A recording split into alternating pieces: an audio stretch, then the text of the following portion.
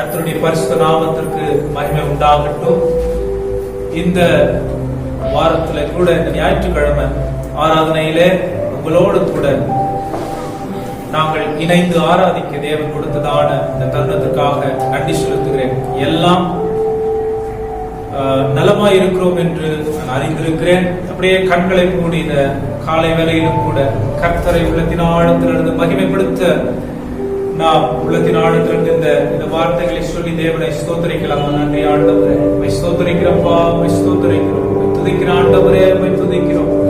நீர் மேலான தேவனாய் இருக்கிறேன், நீர் சர்வ வல்லமையுள்ள தேவனாய் இருக்கிறேன், நீர் ராஜாதி ராஜாவாய் இருக்கிறேன், உயரமான உன்னதமான சிங்காசனத்தில் வீட்டிருக்கிற தேவனாய் இருக்கிறேன்.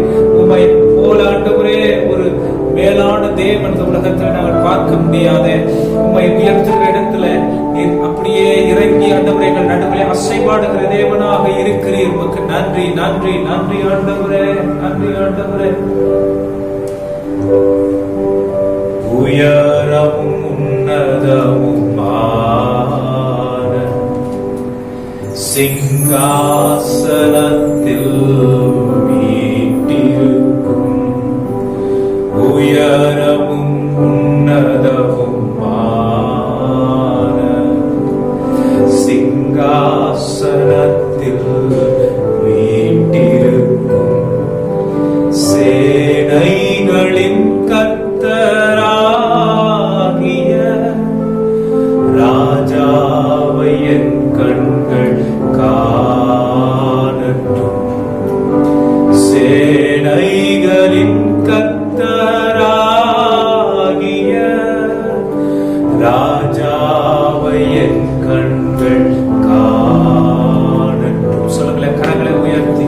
சேனைகளின் கர்த்தர் பரிசுத்தர், சேனைகளின் கர்த்தர் பரிசுத்தர், சேனைகளின் கர்த்தர் பரிசுத்தர், பரிசுத்தர் பரிசுத்தரே,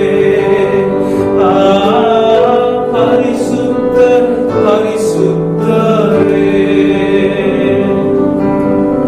எல்லா நாமத்திலும் மேலானவர், முழங்கால்கள் முடங்கிடும் இவருக்கு முன். எல்லா நாமத்திலும் மேலானவர், முழங்கால்கள் முடங்கிடும் இவருக்கு முன். துதிகர மகிமைக்கு பாத்திர தூயவர் இயேசுவை உயர்த்திடுவே. துதிகர மகிமைக்கு பாத்திர தூயவர் இயேசுவை உயர்த்திடுவே. சேனைகளின் கர்த்தர் பரிசுத்தர், சேனைகளின் கர்த்தர் பரிசுத்தர், சேனைகளின் கர்த்தர் பரிசுத்தர், பரிசுத்தர் பரிசுத்தரே, பரிசுத்தர் பரிசுத்தரே. சொல்லுங்களேன், அந்த பரிசுத்தம் உள்ள தேவன பரிசுத்தர் பரிசுத்தரே, பரிசுத்தர் பரிசுத்தரே.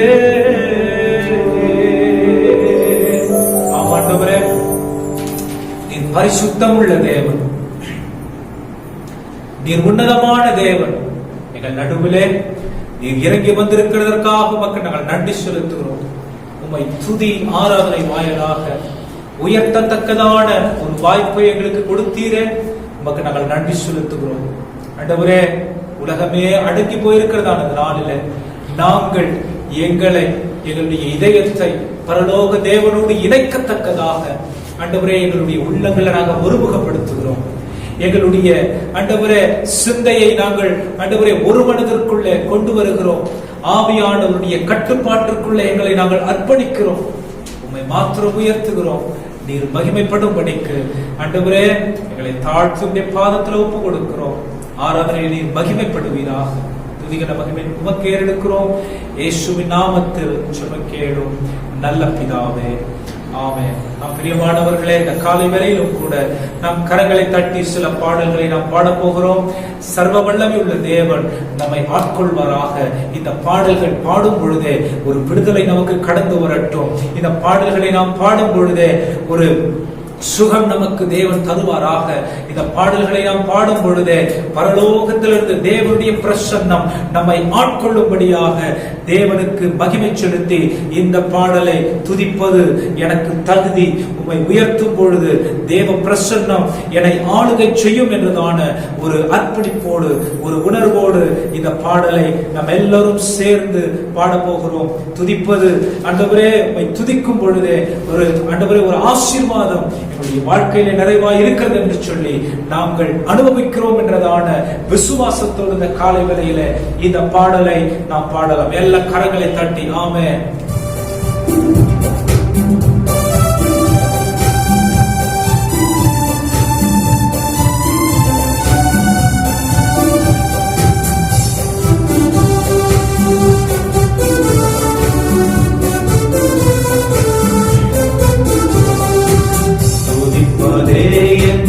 தகுதியல்லோ துதித்திடுவேன் இயேசுவை. துதிப்பதே என் தகுதியல்லோ துதித்திடுவேன் இயேசுவை. வேதம் நிறைந்த இதயம் தந்தார், ஜெபம் நிறைந்த நேரம் தந்தார். வேதம் நிறைந்த இதயம் தந்தார், ஜெபம் நிறைந்த நேரம் தந்தார்.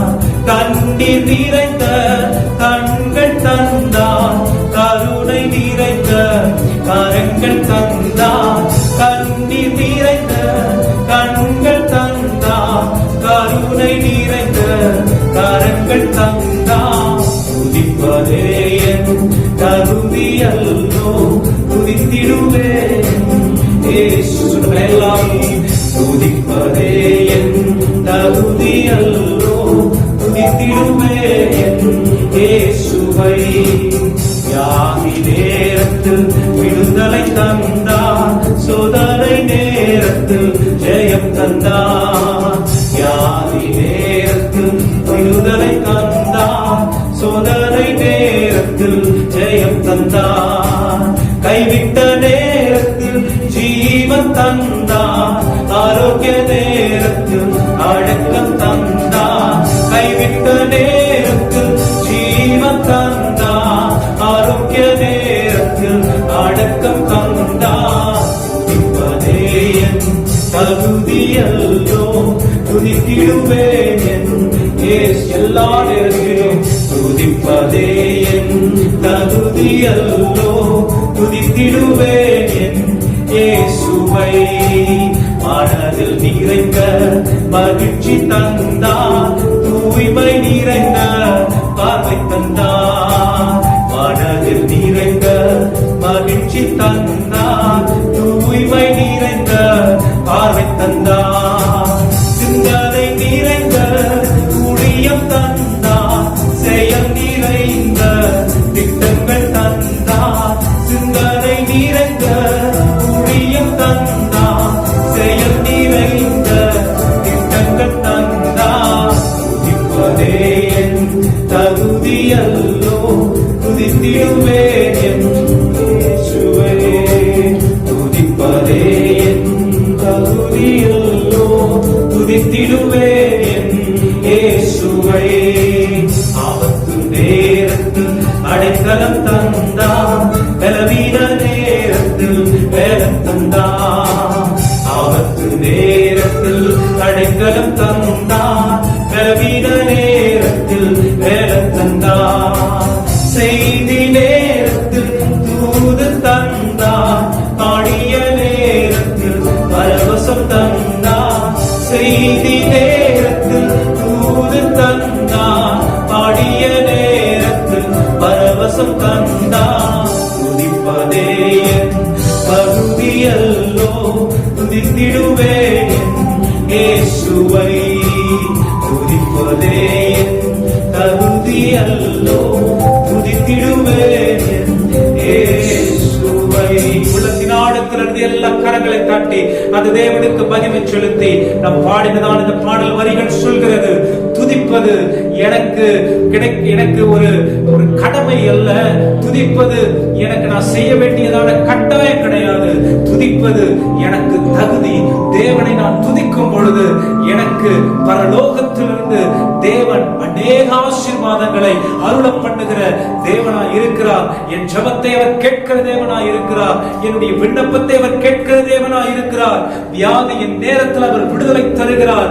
அடைக்கப்பட்டதான நேரத்தில் அவர் கூட இருந்து மரண இருளின் பள்ளத்தாக்கிலே நான் நடந்தாலும் அவர் நம்மை ஆட்சி தேற்றுகிற தேவனாக, நம் கரம் பிடித்து வெளிச்சத்திற்குள்ளே கொண்டு வருகிற தேவனாக, நம்மை அவர் கைவிடாமலும் நம்மை விட்டு விலகாமலும் இதுவரைக்கும் நடத்தி வருகிற தேவனுக்கு இன்னொரு முறை இந்த வார்த்தையை சொல்லி நாம் பாட போகிறோம். தேவனுக்கு மகிமை செலுத்தி வளம் நிறைந்த ஒரு வாழ்க்கை அவர் நமக்கு தந்திருக்கிற தேவனாய் இருக்கிறார். மகிமை நிறைந்த அவர் தாழ்மையை நமக்கு அணிந்திருக்கிற தேவனாய் இருக்கிறார். அன்பு நிறைந்த ஆட்கள தேவன் நமக்கு தந்திருக்கிறவராய் இருக்கிறார். நம்மை அவர் நடத்த போதுமான தேவனாய் இருக்கிறபடினால இந்த வார்த்தை கரங்களை தட்டி தேவனை பார்த்து சொல்லலாமா? வளம் நிறைந்த வாழ்வு தந்தார், மகிமை நிறைந்த தாழ்மை தந்தார். வளம் நிறைந்த வாழ்வு தந்தார், மகிமை நிறைந்த தாழ்மை தந்தார். அன்பு நிறைந்த ஆட்கள் தந்தார், அறிவு நிறைந்த அறிவு தந்தார். அன்பு நிறைந்த ஆட்கள் தந்தார், ஆவி நிறைந்த அறிவு தந்தார். துதிப்பதே என் தகுதி அல்லோ துதித்திடுவேன் இயேசுவை, துதிப்பதே என் தகுதி அல்லோ துதித்திடுவேன் இயேசுவை. ஆனாதி தேவன் அடைக்கலமே, அவர் நித்திய புயங்கள் ஆதாரமே. ஆனாதி தேவன் அடைக்கலமே, அவர் நித்திய புயங்கள் ஆதாரமே. இந்த தேவன் என்றென்றும் உள்ள சதா காலமும் நமது தேவன், பரியந்தம் நம்மை நடத்திடுவார். ஆனாதி தேவன் அடைக்கலமே, அவர் நித்திய புயங்கள் ஆதாரமே. ஆரோக்கியத்தாலே இழுத்து கொண்டார் தூய தேவன்பே, ஆரோக்கியத்தாலே இழுத்து கொண்டார் தூய தேவன்பே. இவன் ஆந்திரத்தில் நயம் காட்டி உன்னை இனிதாய் வருந்தி அழைத்தார்.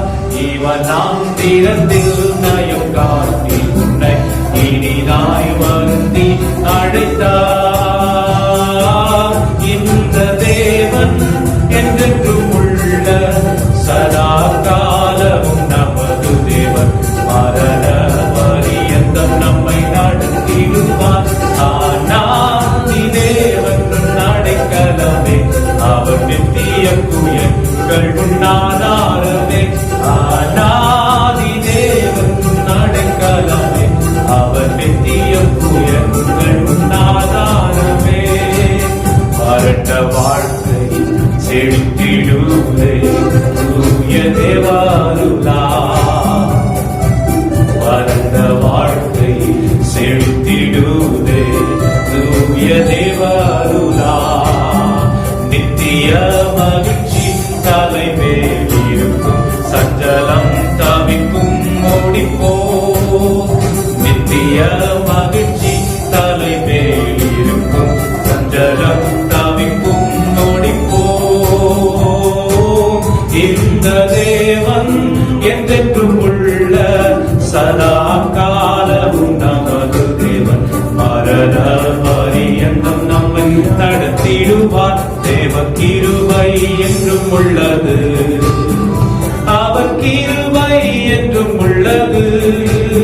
அவரை போற்றி துதித்து பாடி அல்லேலூயா என்றார்.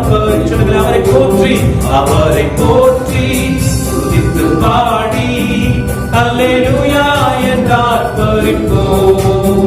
தேவ கிருபை என்றும் உள்ளது, அவர் கிருபை என்றும் உள்ளது. அவரை போற்றி துதித்து பாடி அல்லேலூயா என்றார். அவரை போற்றி துதித்து பாடி அல்லேலூயா என்றார். நெருக்கப்பட்டும் படித்திடாமல் கர்த்தர் நம்மை காத்ததாலே, நெருக்கப்பட்டும் மடிந்திடாமல் கர்த்தர் நம்மை காத்ததால். அவர் நல்லவர், அவர் நல்லவர், அவர் வல்லவர், அவர் கிருபை என்றும் உள்ளது.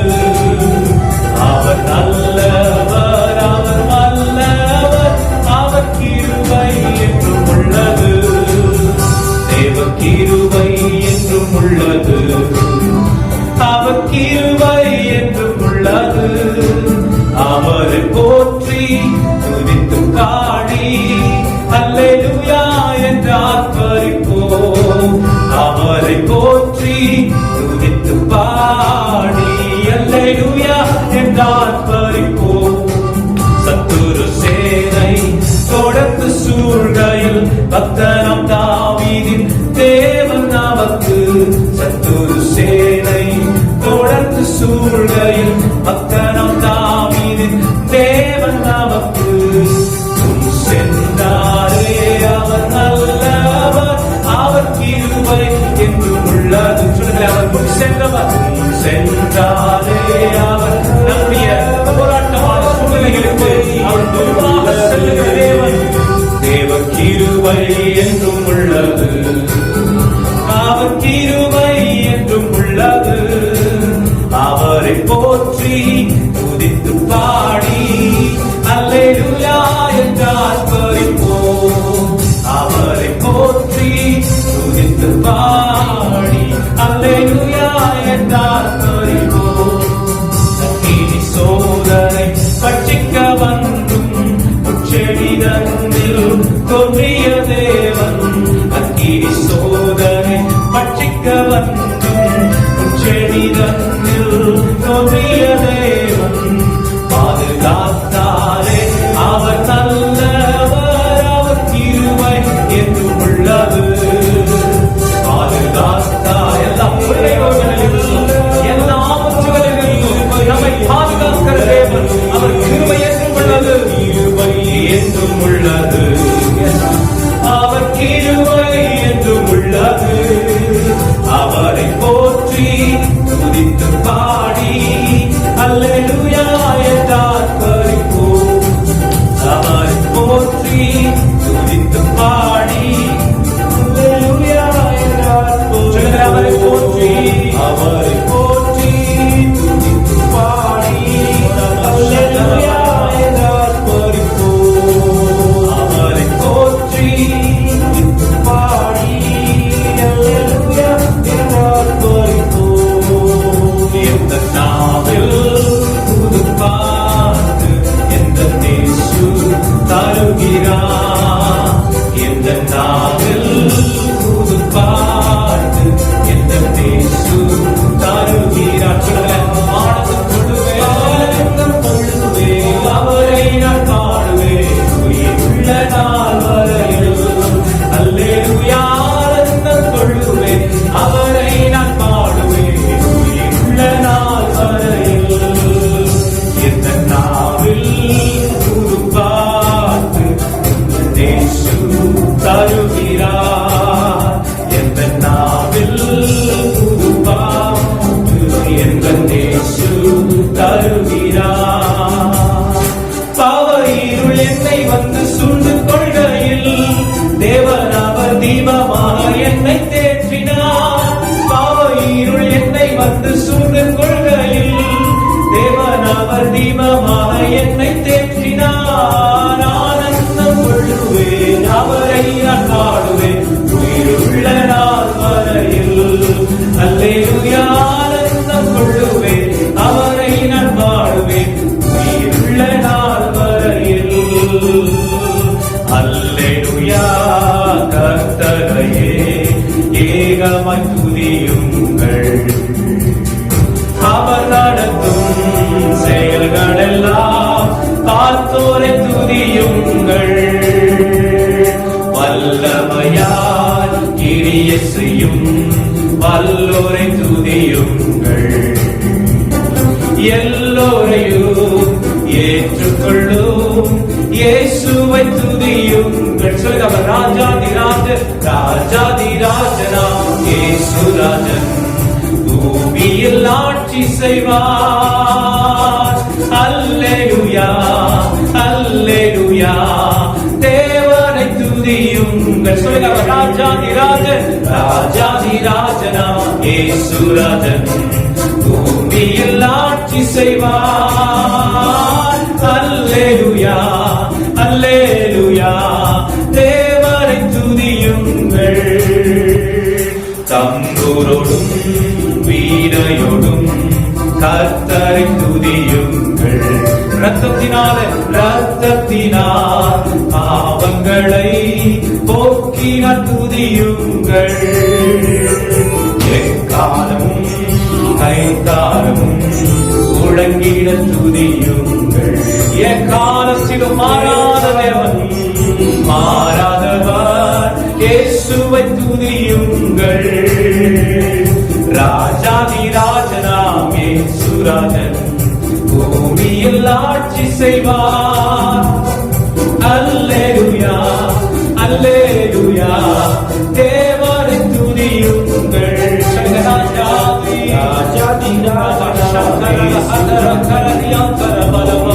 ஆட்சி செய்வார். அல்லேலூயா அல்லேலூயா தேவனை துதியுங்கள். சூரியனே சந்திரனே அழைத்தோரை துதியுங்கள்.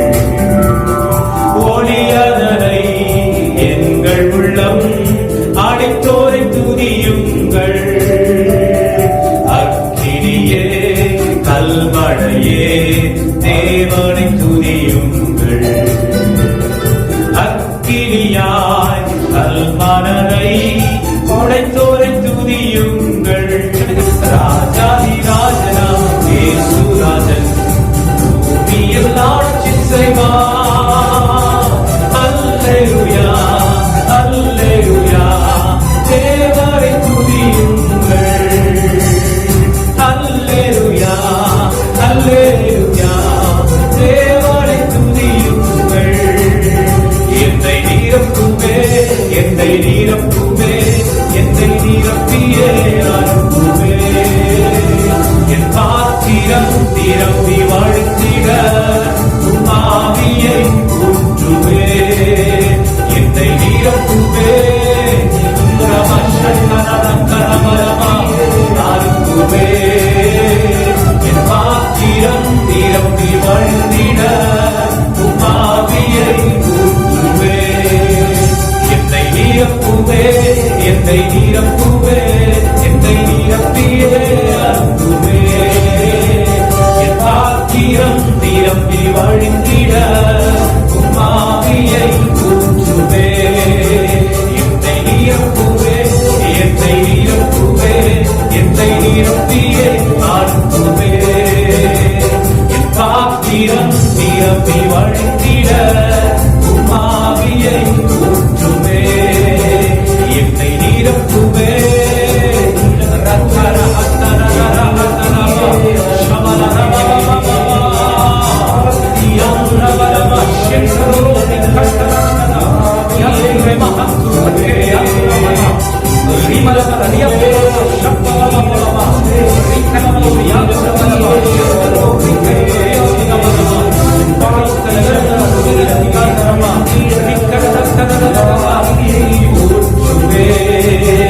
என்னை நிரப்புவே.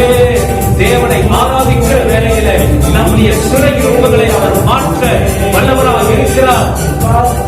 அன்றைக்கு பவுலும் சீலாவும் தேவனை சிறைச்சாலையிலே ஆராதிக்கும் பொழுது அவருடைய சங்கடிகள் அறுந்து போனது.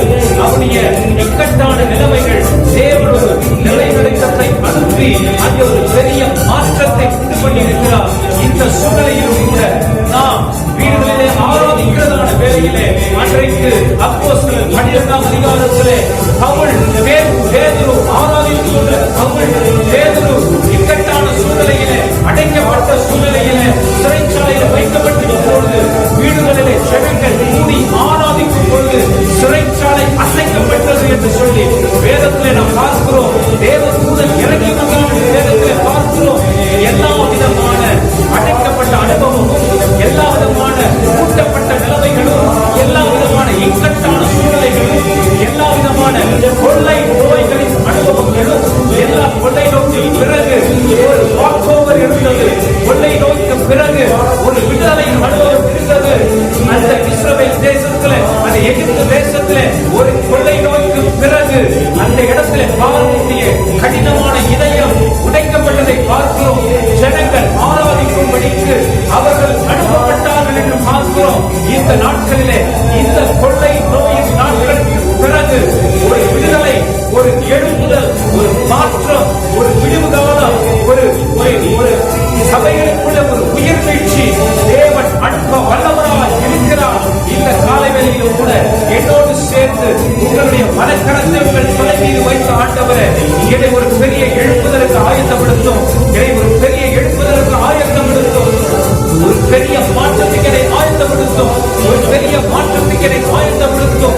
தீர்க்கதரிசனங்கள் நிறைவேறி கொண்டிருக்கிற காலம், தேவனுடைய வாக்குத்தத்தங்கள் நிறைவேறி கொண்டிருக்கிற காலம், ராக்காலம் வருவதற்கு முன்பு நாங்கள் ஆண்டவரே எங்களுடைய ஆண்டவரே விளக்குகளை ஏற்றி ஆயத்தமுடையவர்களாய் அடைகிறவர்களால் எங்களையும் எங்கள் குடும்பங்களையும் எங்களை சார்ந்தவர்களையும் எங்கள் தேசத்தையும் எங்கள் மாநிலத்தையும் எங்களுடைய ஆண்டவரே சமுதாயத்தையும் எங்களுடைய ஆண்டவரே மக்களையும் உலகத்தில் காணப்படுகிற எல்லாரையும் ஆண்டவரே நாங்கள் கிளறிவிடத்தக்கதாக ஒரு பெரிய அபிஷேகத்தின் மழையை, ஒரு பெரிய எழுப்புதல் தீயை எங்கள் தேசத்தை நீர் அனுப்பும்படிக்கால்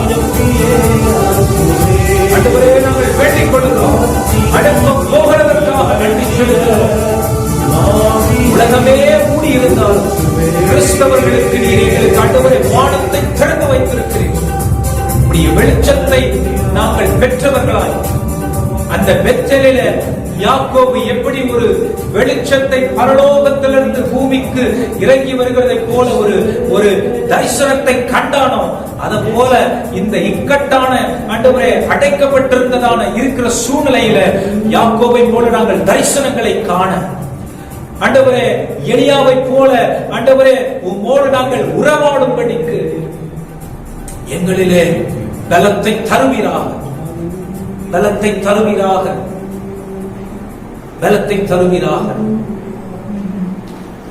தேவர பிரதிரூபா ஸ்ரீ இயேசுவே ஸ்தோத்ரா. தேவர பிரதிரூபா ஸ்ரீ இயேசுவே ಸ್ತೋತ್ರ. ನಿಮ್ಮಯ ನಾಮವು ಅತ್ಯಂತ ಶ್ರೇಷ್ಠವು. ನಿಮ್ಮಯ ನಾಮವು ಅತ್ಯಂತ ಶ್ರೇಷ್ಠವು. ಯೇಸುವೆ ಸ್ತೋತ್ರ, ಯೇಸುವೆ ಸ್ತೋತ್ರ, ಯೇಸುವೆ ನಿಮಗೆ ಸ್ತೋತ್ರ. ಯೇಸುವೆ ಸ್ತೋತ್ರ, ಯೇಸುವೆ ಸ್ತೋತ್ರ. ನಿಮ್ಮ ಪಾದಕ್ಕೆ ನಾವು ಅಡ್ಡಿ ಬೀಳಬೇಕು. ಯೇಸುವೇ ನಿಮಗೆ ಸ್ತೋತ್ರ.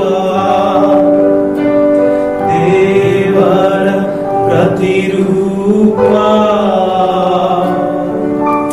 ಶ್ರೀ ಯೇಸುವೇ ಸ್ತೋತ್ರ. ನಿಮ್ಮಯ ರಕ್ತವು ಬಹಳ ಅಮೂಲ್ಯವು.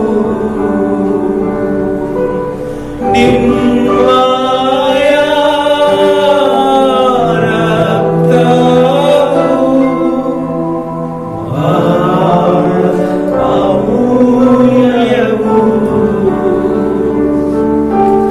ಯೇಸುವೇ ಸ್ತೋತ್ರ, ಯೇಸುವೇ ಸ್ತೋತ್ರ, ಯೇಸುವೇ ನಿಮಗೆ ಸ್ತೋತ್ರ. ಯೇಸುವೇ ಸ್ತೋತ್ರ, ಯೇಸುವೇ ಸ್ತೋತ್ರ, ಯೇಸುವೇ ನಿಮಗೆ ಸ್ತೋತ್ರ. ನಿಮಗೆ ವಂದನೆಗಳನ್ನು ಸಲ್ಲಿಸುತ್ತೇವೆ ದೇವರೇ. ಸ್ತುತಿಗಳ ಮಹಿಮೆ ನಿಮ್ಮೊಬ್ಬರಿಗೆ ಸಲ್ಲಿಸುತ್ತ ಯೇಸುವಿನ ನಾಮದಲ್ಲಿ ಈ ಆರಾಧನೆಯನ್ನು ನಿಮ್ಮ ಪಾದದಲ್ಲಿ ಅರ್ಪಿಸುತ್ತೇವೆ. ನೀ ಮಾತ್ರ ಮಹಿಮೆ ಹೊಂದಬೇಕಾಗಿ ನಮ್ಮನ್ನು ದೇವರೇ ತಗ್ಗಿಸುತ್ತೇವೆ, ನಮ್ಮನ್ನು ತಗ್ಗಿಸುತ್ತೇವೆ. ಎಲ್ಲೆಲ್ಲ ನಾವು ನಮ್ಮನ್ನು ತಗ್ಗಿಸುತ್ತೇವೋ ಅಲ್ಲೆಲ್ಲ ನೀನು ಇಳಿದು ಬಂದು ಮಹತ್ತಾದ ಕಾರ್ಯಗಳನ್ನು ಮಾಡುವ ದೇವರಾಗಿದ್ದೀಯ. ನಮ್ಮ ಮಧ್ಯದಲ್ಲಿ ಇಳಿದು ಬಂದು ಈ ಲಾಕ್ಡೌನ್ ದಿನಗಳಲ್ಲಿ ದೇವರೇ ನಮ್ಮ ಕುಟುಂಬಗಳಲ್ಲಿ ನೀವು ವಾಸ ಮಾಡಬೇಕಾಗಿ, ನಮ್ಮ ಕುಟುಂಬಗಳಲ್ಲಿ ದೇವರೇ ನೀವು ಚಲಿಸಬೇಕಾಗಿ, ನಮ್ಮ ಕುಟುಂಬಗಳನ್ನು ನೀವು ಪರಿಶುದ್ಧಗೊಳಿಸಬೇಕಾಗಿ ನಿಮ್ಮನ್ನು ಆಹ್ವಾನಿಸುತ್ತೇವೆ, ನಿಮ್ಮನ್ನು ಆಹ್ವಾನಿಸುತ್ತೇವೆ. ಯೇಸುವಿನ ಹೆಸರಲ್ಲಿ ಬೇಡಿ ಹೊಂದುತ್ತೇವೆ ನಮ್ಮ ಪರಿಶುದ್ಧನಾದಂಥ ತಂದೆಯೇ, ಆಮೆನ್.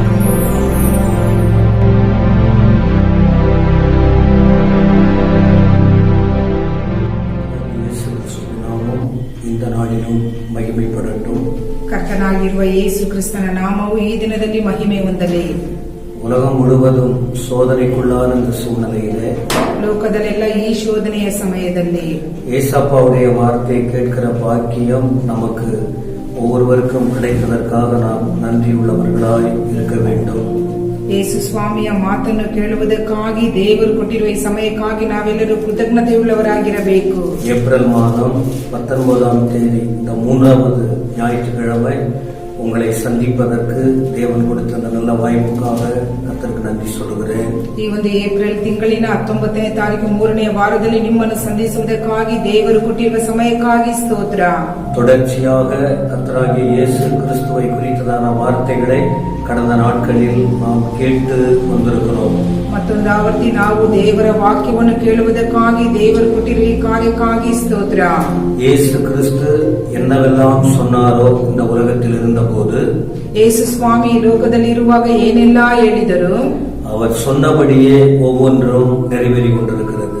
ಆತನು ಹೇಳಿದ ಹಾಗೆ ಎಲ್ಲಾ ಕಾರ್ಯವು ನೆರವೇರುತ್ತಿದೆ. அதே நேரத்தில் இயேசு கிறிஸ்துவை குறித்ததான தீர்க்க தரிசனங்கள், முன்கூட்டியே அறிவித்த தீர்க்க தரிசனங்கள் அவருடைய வாழ்க்கையில் நிறைவேறியதை நாம் கண்கூடாய் வசனத்தின் வாயிலாக பார்த்து வருகிறோம். ಯೇಸು ಸ್ವಾಮಿಯ ಜೀವಿತದಲ್ಲಿ ಏನೆಲ್ಲ ನಡೆಯುತ್ತದೆ ಎಂಬುದಾಗಿ ಪ್ರವಾದನೆಯ ಮುಖಾಂತರವಾಗಿ ಶಾಸ್ತ್ರದ ರೂಪದಲ್ಲಿ ಹೇಳಿದಂತ ವಾಕ್ಯಗಳು ನೆರವೇರಿದ್ದನ್ನು ನಾವು ಕಾಣುತ್ತೇವೆ. இந்த சத்திய தேவனுடைய வார்த்தைகளை கேட்கும் போது இந்த சத்தத்தை கேட்கிற ஒவ்வொருவரும் அவருக்குள்ளே பலனடைய ஆண்டவர் கிருபை கொடுப்பாராக. ಈ ದೇವರ ಸತ್ಯ ವಾಕ್ಯಗಳನ್ನು ಕೇಳುವಾಗ ಆತನೊಳಗೆ ಜೀವಿಸುವುದಕ್ಕಾಗಿ, ಆತನು ಬಲ ಕೊಡುವುದಕ್ಕಾಗಿ ஆண்டுடைய வார்த்தை நாம் கேட்கிறதின் நோக்கமே பலன் கொள்ளத்தக்கதாக. ದೇವರ ವಾಕ್ಯವನ್ನು ಕೇಳುವ ಉದ್ದೇಶ ಆತನಲ್ಲಿ ಬಲ ಹೊಂದುವುದಕ್ಕಾಗಿ. ஊழியக்காரர்கள் மூலமாய் ஆண்டவர் தான் பேசுகிறார் என்ற விசுவாசம் உங்களுக்கு இருக்குமானால், ದೇವ ಸೇವಕರ ಮುಖಾಂತರವಾಗಿ ದೇವರು ಮಾತನಾಡುತ್ತಾರೆ ಎಂಬ ಉದ್ದೇಶ ನಿಮ್ಮಲ್ಲಿರುವುದಾದರೆ உங்களுக்கு விடுதலையை நீங்கள் அனுபவிக்க முடியும். ನಾವು ಬಿಡುಗಡೆಯನ್ನು ಹೊಂದಲು ಸಾಧ್ಯ. அடைக்கப்பட்ட நிலையில் ஆரோக்கியமா இருக்க முடியும். ಮುಚ್ಚಲ್ಪಟ್ಟಿರುವಂತಹ ಸಮಯದಲ್ಲಿ ನಾವು ಆರೋಗ್ಯವಾಗಿ ಇರಲು ಸಾಧ್ಯ. துதித்து பாடி ஆராதிக்க முடியும். ಸ್ತುತಿಸಿ ಆರಾಧಿಸಿ ಇರಲು ಸಾಧ್ಯ. இப்பொழுது நமக்கு கிடைத்திருக்கிற இந்த வாய்ப்புக்காக நன்றி ஆண்டவரே சொல்லி அவரை தேட முடியும். ಈಗ ಸಿಕ್ಕಿರುವ ಸಮಯಕ್ಕಾಗಿ ದೇವರೇ ನಿಮಗೆ ಸ್ತೋತ್ರ ಎಂಬುದಾಗಿ ಹೇಳಲು ಸಾಧ್ಯ. இயேசு கிறிஸ்து இந்த உலகத்திலே வந்து வாழ்ந்தார் என்ற செய்தியெல்லாம் கேட்டிருக்கிறீர்கள். ಯೇಸು ಸ್ವಾಮಿ ಈ ಲೋಕದಲ್ಲಿ ಬಂದು ತನ್ನ ಜೀವಿತವನ್ನು ನಡೆಸಿದರು ಎಂಬುದಾಗಿ ಕೇಳಿದ್ದೇವೆ. நம்முடைய பாவங்களுக்காக கல்வாரி சிலுவையில் மரித்தார் என்ற செய்தி உங்கள் காதுகளில் விழுந்திருக்கிறது. ನಮ್ಮ ಪಾಪಗಳಿಗಾಗಿ ಆತನು ಕಲ್ವಾರಿ ಶಿಲುಬೆಯಲ್ಲಿ ತನ್ನ ಜೀವವನ್ನು ಕೊಟ್ಟರೆಂಬ ಮಾತನ್ನು ನಾವು ಕೇಳಿದ್ದೇವೆ. கல்லறையில் அடக்கம் பண்ணப்பட்டார் என்பதும் நீங்கள் கேட்டவைகளே. ಸಮಾಧಿಯಲ್ಲಿ ಮುಚ್ಚಲ್ಪಟ್ಟರು ಎಂಬುದಾಗಿ ನಾವು ಕೇಳಿದ್ದೇವೆ. மூன்றாம் நாளில் உயிரோடு எழுந்தார் என்ற செய்தி கடந்த ஞாயிற்றுக்கிழமை நீங்கள் கேட்டிருக்க முடியும். ಸತ್ತಂತ ದೇವರು ಮೂರನೆಯ ದಿನದಲ್ಲಿ ಜೀವಿತನಾಗಿ ಇದ್ದರು ಎಂಬುದಾಗಿ ಕಳೆದ ಭಾನುವಾರ ಕೇಳಿದ್ದೇವೆ. இந்த சம்பவங்கள் நேற்று நடந்த சம்பவங்கள் அல்ல, கடந்த வாரத்தில் நடந்த சம்பவங்களும் அல்ல. ಈ ಒಂದು ಕಾರ್ಯಗಳನ್ನು ನೋಡುವಾಗ ನಿನ್ನೆ ನಡೆದಂತದ್ದು ಕಳೆದ ದಿನಗಳಲ್ಲಿ ನಡೆದಂತ ಕಾರ್ಯವೂ ಅಲ್ಲ. 2000 வருஷத்துக்கு முன்னே நடந்த சம்பவத்தை நாம் தியானித்து வருகிறோம், மறக்காமல் நினைத்து ஆராதித்துக் கொண்டிருக்கிறோம். 2000 ವರ್ಷಗಳ ಹಿಂದೆ ನಡೆದಂತ ಕಾರ್ಯವನ್ನು ನಾವು ಧ್ಯಾನಿಸಿ ಮರೆಯದೇ ಇದ್ದೇವೆ.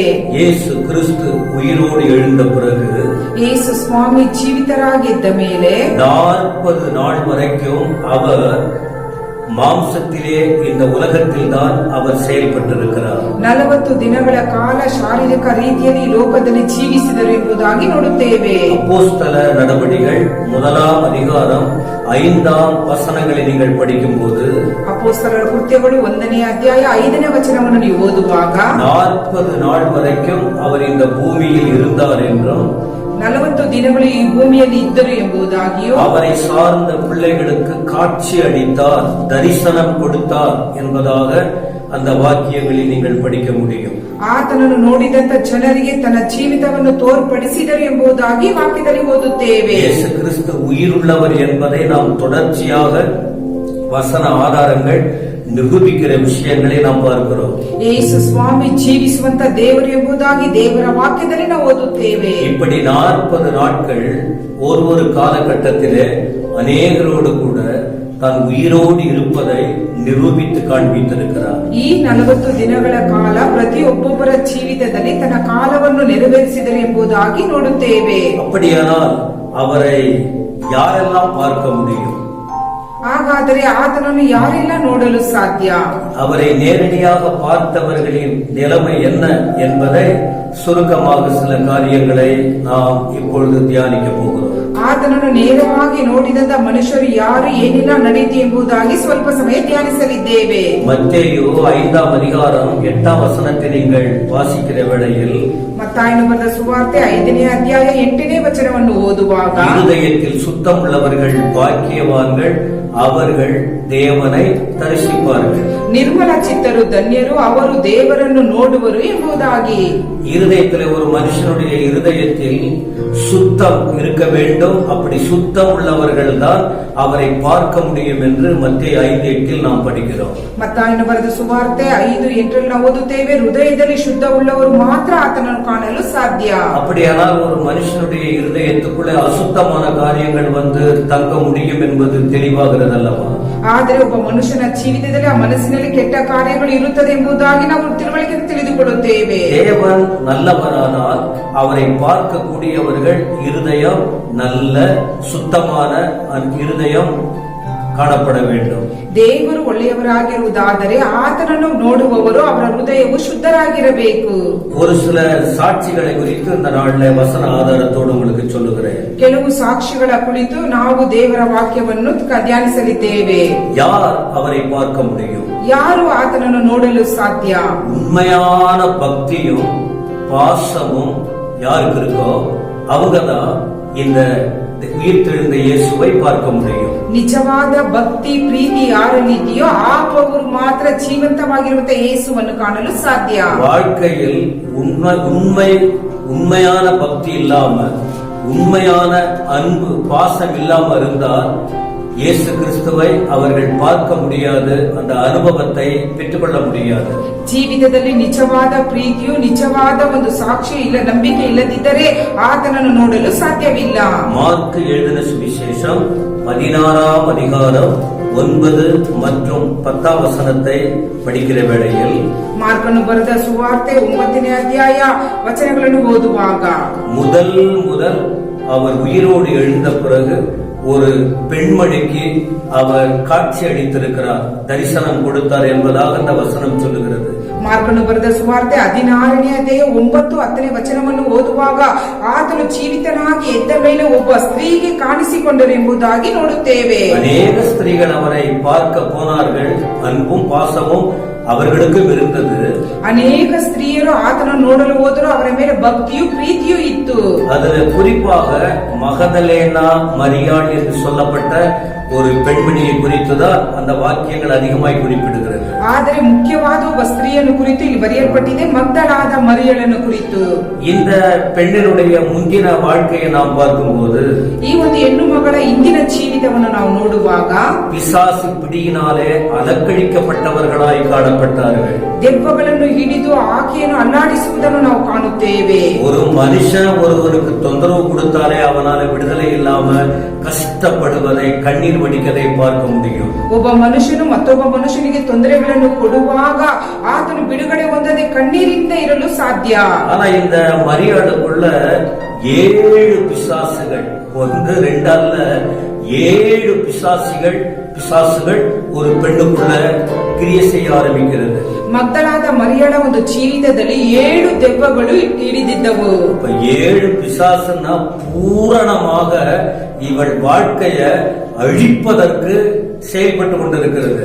7 ದೆವ್ವಗಳು ಎಂಬುದಾಗಿ ನೋಡುವಾಗ ಈಕೆಯ ಜೀವಿತವನ್ನು ಸಂಪೂರ್ಣವಾಗಿ ನಾಶ ಮಾಡುವುದಕ್ಕಾಗಿ, இந்த பிசாசின் பிடியிலிருந்து விடுதலை பெறுவதற்கு இந்த மரியாள் பல முயற்சிகளை எடுத்திருக்க முடியும். ಈ ದೆವ್ವದ ಕಾಟದಿಂದ ಬಿಡುಗಡೆ ಹೊಂದುವುದಕ್ಕಾಗಿ ಅನೇಕ ಪ್ರಯತ್ನಗಳನ್ನು ಮಾಡಿರಬಹುದು. எங்கு போனாலும் இதிலிருந்து விடுதலை பெற வாய்ப்பு கிடையாது. ಎಲ್ಲಿ ಹೋದರೂ ಈ ಒಂದು ಕಾಟದಿಂದ ಬಿಡುಗಡೆ ಹೊಂದಲು ಸಾಧ್ಯವಿಲ್ಲ.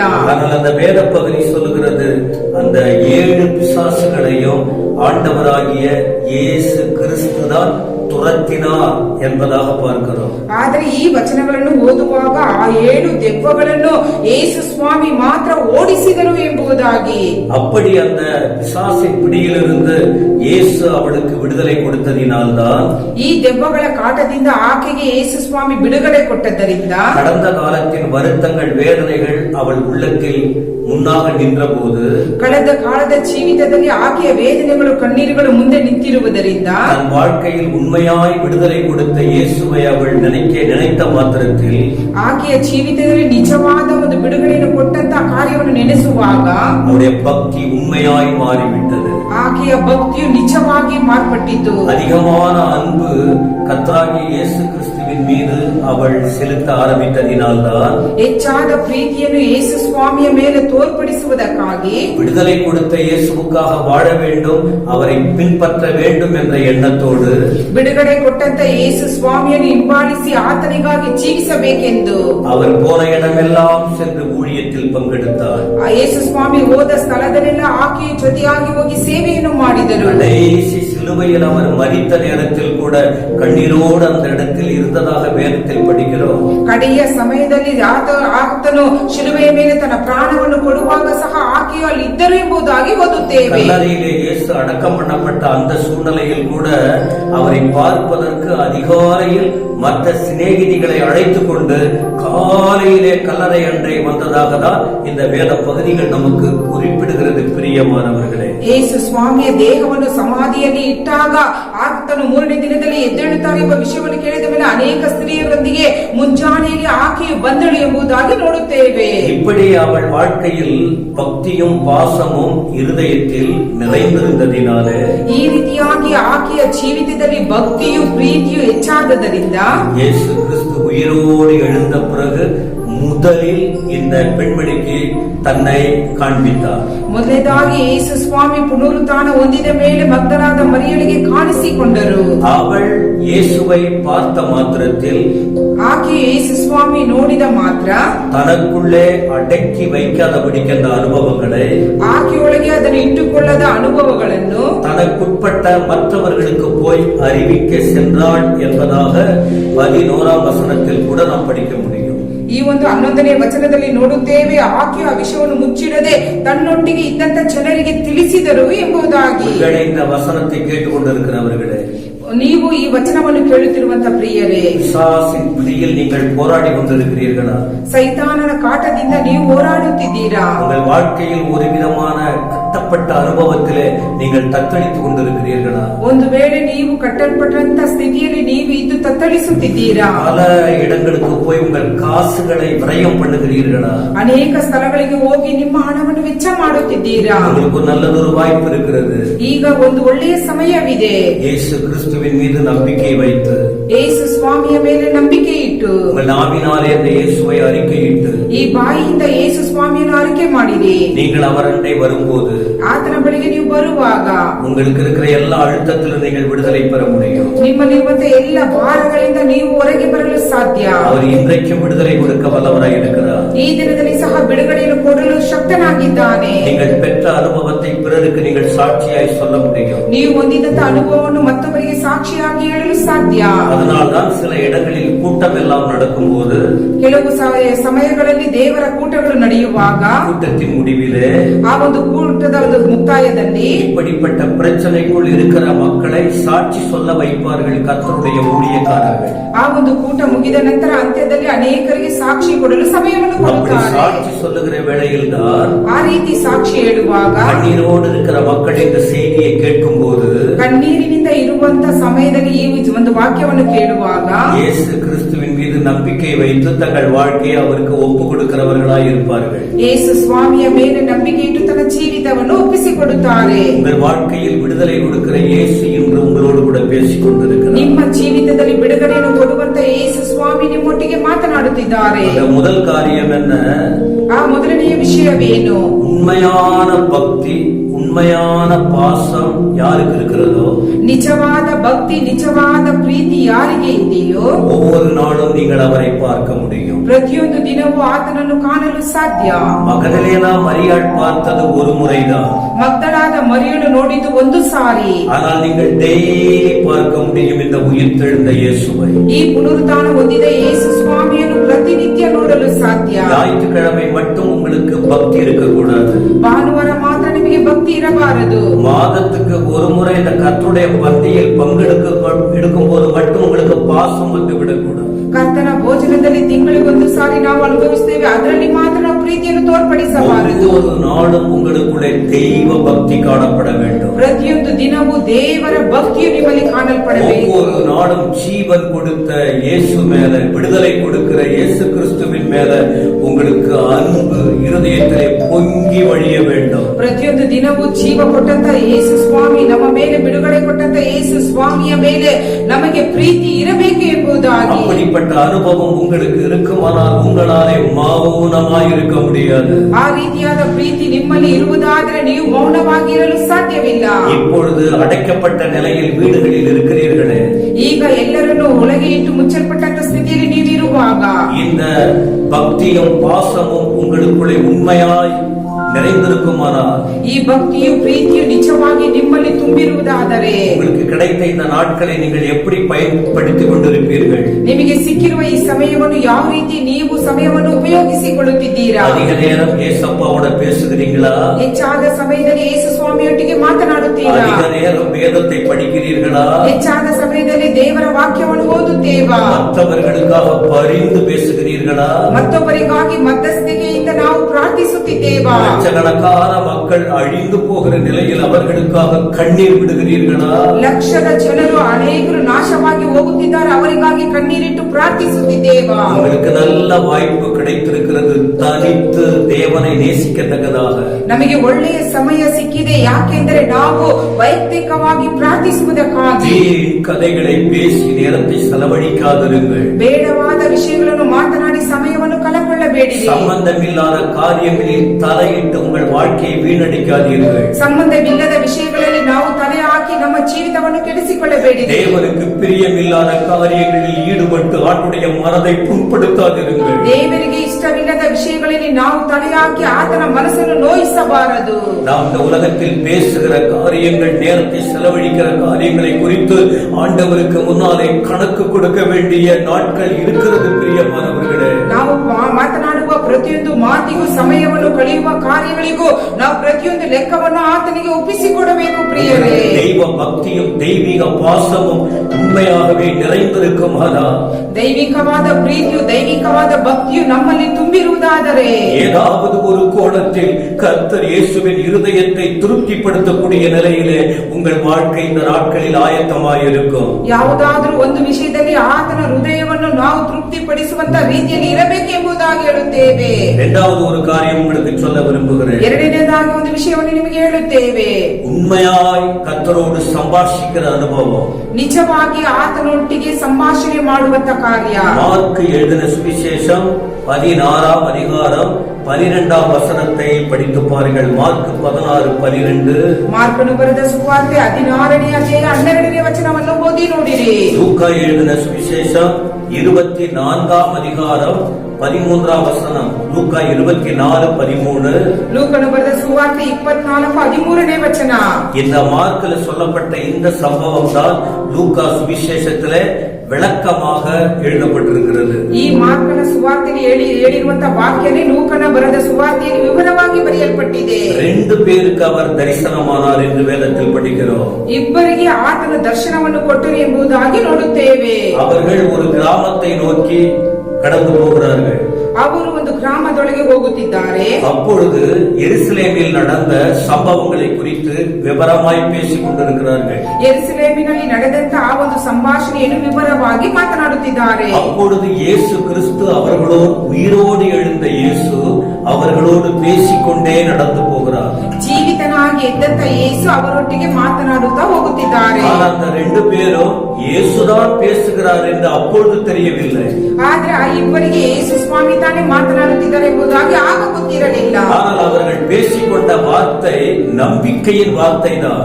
ಆದ್ರೆ ಅವರು ಮಾತನಾಡುತ್ತಿದ್ದಂತ ವಾಕ್ಯಗಳು ನಂಬಿಕೆಯುಳ್ಳವು. இயேசு கிறிஸ்துவின் மீது அந்த 2 பேரும் எவ்வளவு நம்பிக்கை வைத்தார்கள் என்று அந்த வசனங்களில் படிக்க முடியும். ಆ ಇಬ್ಬರು ಯೇಸು ಸ್ವಾಮಿಯ ಮೇಲೆ ಎಷ್ಟು ನಂಬಿಕೆ ಇಟ್ಟರು ಎಂಬುದಾಗಿ ವಾಕ್ಯದಲ್ಲಿ ಓದಬಹುದು. இயேசு கிறிஸ்து என்னென்ன சொன்னாரோ அந்த வார்த்தைகள் அவர்கள் உள்ளத்தில் இருந்து அதை குறித்து அந்த பேசி வரும்போது வெளிப்படையாய் பேசி வந்தார்கள். ಯೇಸು ಸ್ವಾಮಿ ಜೀವಿತನಾಗಿ ಇರುವಾಗ ಏನೆಲ್ಲ ಹೇಳಿದರೋ ಅದನ್ನು ಅವರು ಹೊರ ತೋರಿಕೆಯಾಗಿ ಮಾತನಾಡುವುದನ್ನು ಕಾಣುತ್ತೇವೆ. அதன் பிறகு அவர்களோடு கூட ஆண்டவர் பேசிக்கொண்டே வந்தார்.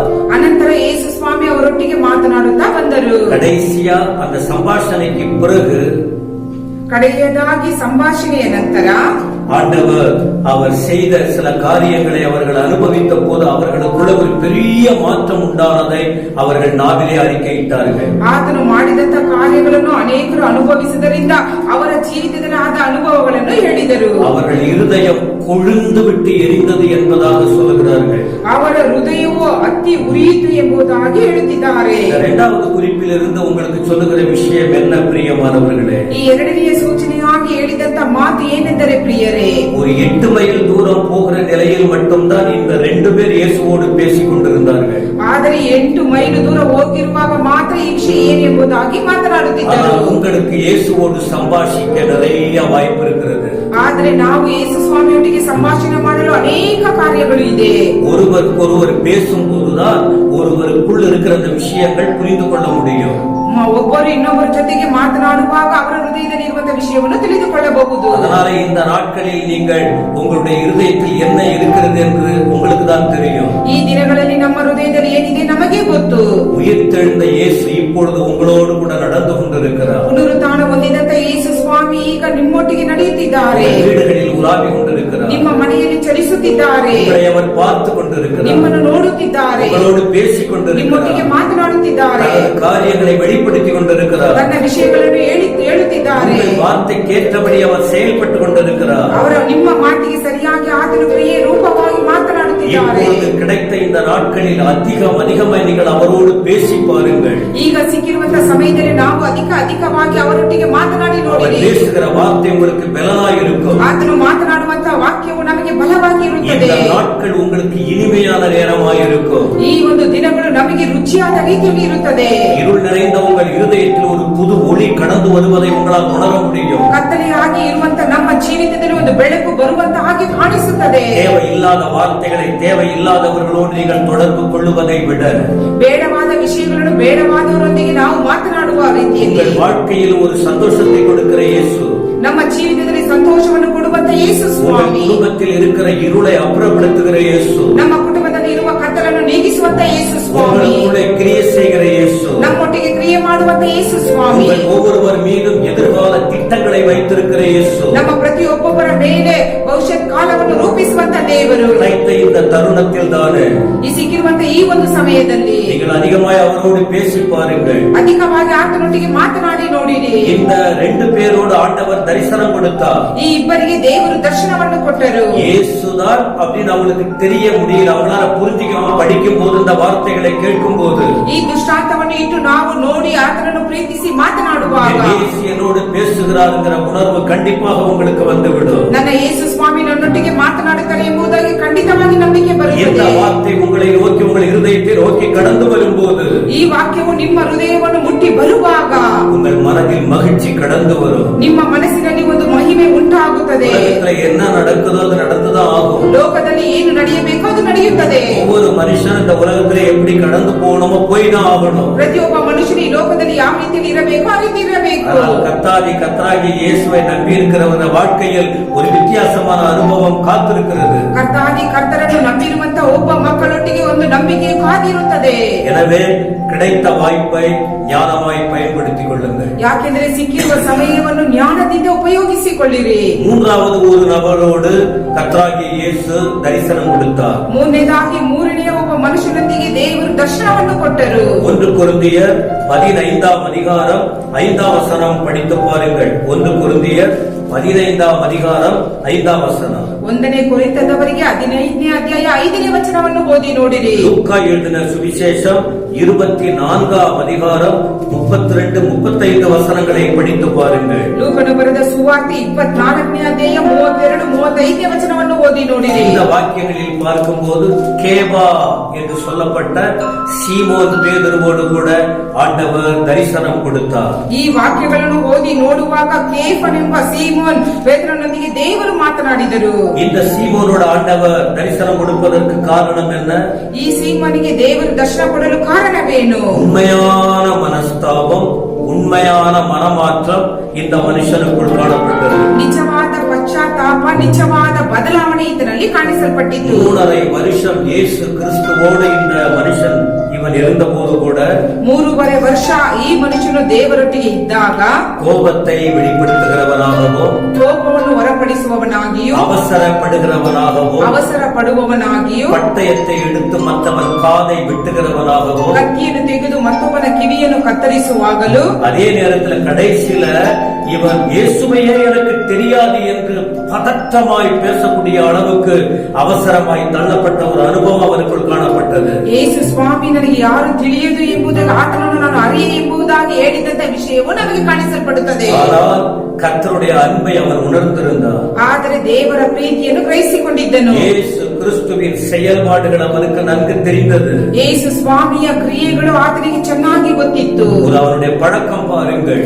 ಆತನ ಒಂದು ಕಾರ್ಯ ನೋಡಿರಿ. அவசரமாய் பேசினாலும், ಅವಸರವಾಗಿ ಮಾತನಾಡಿದರು, ஆத்திரப்பட்டு கொட்டிவிட்டாலும், ಆತುರವಾಗಿ ಹೊರಪಡಿಸಿದರು. இவன் ஒரு நல்ல மனுஷனாய் காணப்பட்டான். ಈತನು ಒಬ್ಬ ಒಳ್ಳೆಯ ಮನುಷ್ಯನಾಗಿ ಕಾಣಿಸಲ್ಪಟ್ಟನು. தனக்குள் இருக்கிற பெருமிதத்தை உணர ஆரம்பித்தார். ತನ್ನಲ್ಲಿರುವಂತ ಬಲಹೀನತೆಯನ್ನು ಗ್ರಹಿಸಿಕೊಂಡನು. ஐயோ, நான் தவறு செய்து விட்டேனே, ಅಯ್ಯೋ ನಾನು ತಪ್ಪು ಮಾಡಿದ್ದೇನೆ, நான் வைராக்கியமா எந்த சூழ்நிலை வந்தாலும் நான் உறுதியா இருப்பேன்னு நான் சொன்னேனே, ಯಾವುದೇ ಸಮಯ ಬಂದರೂ ನಾನು ದೃಢವಾಗಿ ವಿರುದ್ಧವಾಗಿ ನಿಂತುಕೊಳ್ಳುತ್ತೇನೆ ಎಂಬುದಾಗಿ ಹೇಳಿದ್ದೇನೆ. ஆனால் எனக்கு ஏற்பட்ட சோதனை எந்த நாவிலால் சொன்னேன் அதே நாவிலே தப்பு செய்து விட்டேன். ಆದರೆ ನನಗೆ ಶೋಧನೆ ಬರುವಾಗ ಯಾವ ಬಾಯಿಯಿಂದ ಹೇಳಿದನೋ ಅದೇ ಬಾಯಿಯಿಂದ ನಾನು ತಪ್ಪು ಮಾಡಿದ್ದೇನೆ. தன்னை குறித்து உணர ஆரம்பித்தார். ತನ್ನನ್ನು ಕುರಿತು ಆತನು ಪಶ್ಚಾತ್ತಾಪ ಪಟ್ಟನು. மனம் உடைந்து போனது. ಮನಸ್ಸು ಮುರಿದು ಹೋಯಿತು. கண்ணீர் விட ஆரம்பித்தார். ಕಣ್ಣೀರು ಬಿಟ್ಟರು. மனஸ்தாபப்பட்டார். தன் தவறை உணர்ந்தார். ತನ್ನ ತಪ್ಪನ್ನು ಗ್ರಹಿಸಿಕೊಂಡರು. இயேசுவின் பாதத்தில் விழுந்தார். ಯೇಸುವಿನ ಪಾದದಲ್ಲಿ ಬಿದ್ದನು. இனி அவருக்காக வாழ வேண்டும் என்று தீர்மானித்தார். ಇದುವರೆಗೂ ಇಲ್ಲದಂತ ಕಾರ್ಯ ಇನ್ನು ಮುಂದೆ ಆತನಲ್ಲಿ ಜೀವಿಸುತ್ತೇನೆ ಎಂಬ இந்த உண்மையான மனஸ்தாபத்தை கண்ட தேவன், ಈ ನಿಜವಾದ ಪಶ್ಚಾತ್ತಾಪವನ್ನು ನೋಡಿದಂತ ಯೇಸು உயிர்த்தெழுந்த பிறகு ಆತನು ಪುನರುತ್ಥಾನ ಹೊಂದಿದ ಮೇಲೆ மனுஷனுடைய உள்ளத்தின் உணர்வை பார்த்து ಆ ಮನುಷ್ಯನ ಒಂದು ಹೃದಯದ ಕಾರ್ಯವನ್ನು ನೋಡುವಾಗ தன்னை வெளிப்படுத்தினார். ತನ್ನನ್ನು ಪ್ರಕಟಪಡಿಸಿದರು. பேதுருவோடு பேசினார். ಪೇತ್ರನೊಂದಿಗೆ ಮಾತನಾಡಿದರು. இந்த காலை வேளையில், ಈ ಬೆಳಗಿನ ಸಮಯದಲ್ಲಿ இந்த வார்த்தைகளை கேட்கிற ஆண்களே பெண்களே, ಈ ವಾಕ್ಯವನ್ನು ಕೇಳುವಂತ ಸಹೋದರ ಸಹೋದರಿಯರೇ, வாலிப தம்பி தங்கச்சி, ಯವನಸ್ಥರಾಗಿರುವಂತ ತಮ್ಮ ತಂಗಿಯರೇ, யாரா இருந்தாலும் சரி, ನೀವು ಯಾರೇ ಇದ್ದರೂ ಸರಿ, உங்கள் வாழ்க்கையில் சில குறைபாடுகள் இருந்திருக்கலாம். ನಿಮ್ಮ ಜೀವಿತದಲ್ಲಿ ಕೆಲವು ಕೊರತೆಗಳು ಇದ್ದಿರಬಹುದು. சில பாவங்கள் கூட செய்திருக்கலாம். ಕೆಲವು ಪಾಪಗಳನ್ನು ನೀವು ಮಾಡಿರಬಹುದು. ஆரம்பத்தில் அது உங்களுக்கு தெரியாமல் கூட இருந்திருக்கலாம். ಪ್ರಾರಂಭದಲ್ಲಿ ಅದು ನಿಮಗೆ ತಿಳಿಯದೇ ಇದ್ದಿರಬಹುದು. ஏதோ சில சூழ்நிலைகள் உங்களை அந்த எல்லைக்குள் கொண்டு போயிருக்கலாம். ಯಾವುದೋ ಪರಿಸ್ಥಿತಿಯಲ್ಲಿ ನೀವು ಆ ಒಂದು ಪರಿಸ್ಥಿತಿಯಲ್ಲಿ ಇದ್ದಿರಬಹುದು. ஆனால் இப்பொழுது உங்கள் வாழ்க்கையை கண்ட ஆண்டவர், ಆದರೆ ಈಗ ನಿಮ್ಮ ಜೀವಿತವನ್ನು ಕಂಡಂತ ಯೇಸು, அவர் உங்களை நேசிக்கிறார் என்றும், ಆತನು ನಿಮ್ಮನ್ನು ಪ್ರೀತಿ ಮಾಡುತ್ತಾರೆ ಎಂದು, நீங்கள் அவருக்கு தேவை என்றும், ನೀವು ಆತನಿಗೆ ಬೇಕು ಎಂಬುದಾಗಿ, உங்களை கொண்டு ஏதோ ஒரு பலத்த காரியம் செய்ய வேண்டும் என்று அவர் தீர்மானித்திருக்கிறதினாலே, ನಿಮ್ಮನ್ನು ತೆಗೆದುಕೊಂಡು ಯಾವುದೋ ಒಂದು ಬಲವಾದ ಕಾರ್ಯವನ್ನು ಮಾಡಬೇಕೆಂಬುದಾಗಿ ತೀರ್ಮಾನ ಹೊಂದಿರುವುದರಿಂದ, இந்த வார்த்தைகளை கேட்கிற இந்த நேரத்தில் தானே ಈ ವಾಕ್ಯವನ್ನು ಕೇಳುವಂತ ಈ ಸಮಯದಲ್ಲಿ நீங்கள் இதை அசட்டையா எண்ணி விடாதபடிக்கு, ಈ ವಾಕ್ಯಗಳನ್ನು ಅಸಡ್ಡೆಯಾಗಿ ಮಾಡಬೇಡಿರಿ. என்னை நேசிக்கிற இயேசு ஒருவர் இருக்கிறாரா? ನನ್ನನ್ನು ಪ್ರೀತಿ ಮಾಡುವಂತ ಯೇಸು ಸ್ವಾಮಿ ಒಬ್ಬರು ಇದ್ದಾರಾ? எத்தனையோ முறை உணர்த்தப்பட்டும் நான் அதற்கு செவி கொடுக்காதபடிக்கு விலகி போய் இருக்கிறேன். ಎಷ್ಟೋ ಸಾರಿ ನನಗೆ ಎಚ್ಚರಿಕೆ ಬಂದರೂ ನಾನು ಕಿವಿ ಕೊಡದೆ ಹೋದೇನಲ್ಲ.